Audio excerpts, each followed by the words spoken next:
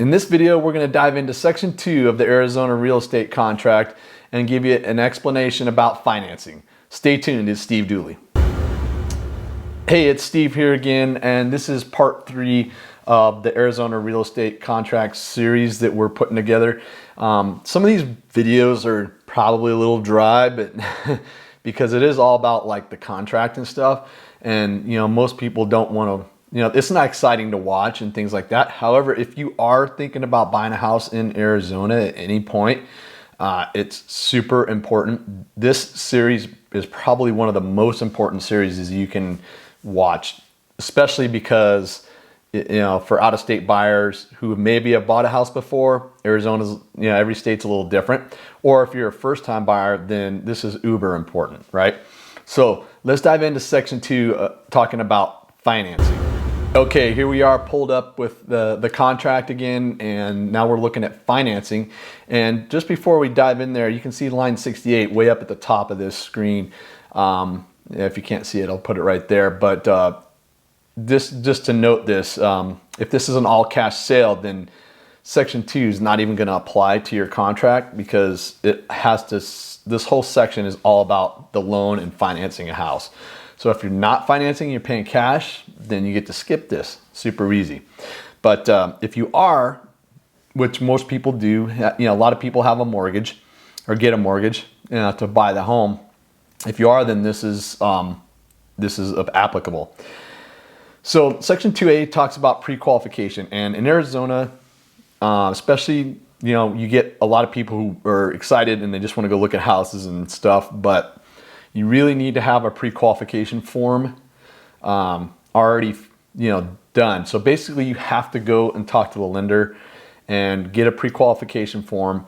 And this does two things. One, it gives you your price point when you do your home search, and two, and more importantly, it is required per the contract in order to place an offer on a property. So even if you go out and see some houses you like, you're not qualified to actually put in an offer, and any savvy seller is not even going to accept your offer without that pre-qualification form executed as well. So Section 2A talks about that. Now, Section 2B, C, and D, I'm going to kind of lump these together because they all talk about the loan contingency. And basically what it says, to summarize it for you, is that the sale of this house is contingent upon your loan.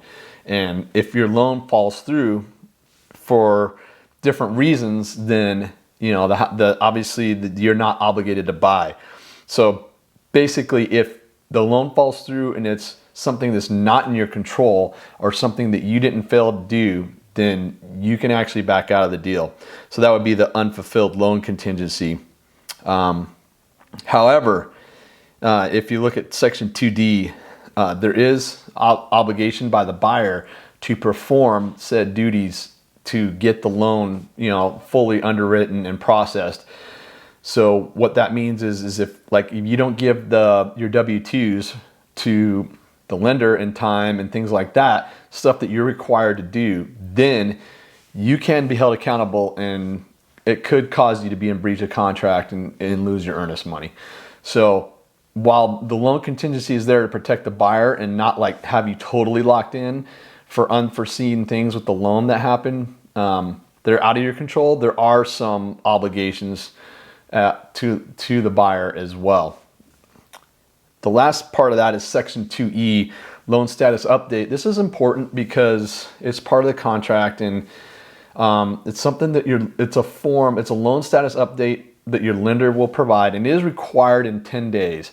However, a good lender will provide that on a weekly basis, and it's just an update to the agents, to the sellers, and to the agents involved that, it's like literally a checklist of stuff that needs to happen to get the loan moving in the right direction. So hopefully when there's stuff that should have been done early, it's not getting done, and time's getting towards the end of the escrow period, then hopefully you can mitigate that as the real estate agent or the seller's listing agent can notify the buyer's agent and hopefully get the buyer to do some of that stuff that they need to do, or the lender. And it's all work in progress.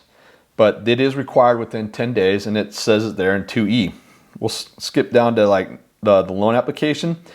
2F, this section is talking about the loan application, and honestly, if you have a pre-qualification letter, you'll have already done a loan application, and most lenders require that in order to get the pre-qualification in the first place. So it's kind of not applicable, but it's in there. Loan processing, the loan estimate, the buyer shall provide. So it says the buyer shall provide that, and a lot of that lands on the lender too. So part of this is the obligation of the buyer working with the lender and the real estate buyer's agent, all working together to make all this stuff happen. Section 2H is kind of important when you're putting offers in, because obviously you have to check one of those boxes if you're using financing. You got conventional. In this example, our fake buyer and seller. The buyer is using a conventional loan, so we check that box. But it could be FHA, VA, whatever the loan is. Seller carryback is if the seller is providing the financing. So there's that section. So loan costs obtaining the buyer otherwise provided herein. 2J, seller concessions. Now, this one depends on the market. And when I originally was doing this this video, the market was a super high seller's market. And, at some point it shifts, markets change, and it's all part of the offer. So seller concessions is basically the buyer asking the seller to cover some or all of their closing costs and expenses, or maybe even help them buy down an interest rate point. So you can write it in there by a percentage of the purchase price in that blank, or you can write an exact dollar amount where it says or there, line 101. Changes. So this one's important because the buyer does have the right to change lenders, once they get under contract. For example, it doesn't happen all the time, but maybe they were working with one lender and got the initial pre-qual, put the offer in, got accepted, and then a few days later, they got another lender quote and offered them a much better interest rate, which lowered their payment a couple $100 a month. They do have the right to switch lenders mid escrow period. However, they have to immediately notify all parties, the sellers especially, and the listing agent. Appraisal contingency. Oh, this one's important. To KL. So 2L, appraisal contingency states that in the event that the house does not appraise at the value of the purchase offer, so say it was 300, if it appraises below 300, if it appraises at or above, then there's no problem. But if it appraises below, say it appraises at 290, then the seller is not willing to drop the price to 290 because the bank's only going to give them up to 290, and the buyers don't have or not willing to put in the extra cash to make up that gap from 290 to 300, then this contingency says that if the house doesn't appraise, then they do have the right to back out of the deal and get their earnest money back. So super important, and another protection for the buyer in the contract. Let's see, appraisal costs. Obviously, this is negotiable, right? Depending on market and everything else with your offer, it's part of crafting the offer. You can ask the seller to pay, or the buyer covers it, one or the other. And then there's details on that. So that's leading into section 3, which is the title and escrow, and that'll be in the next video.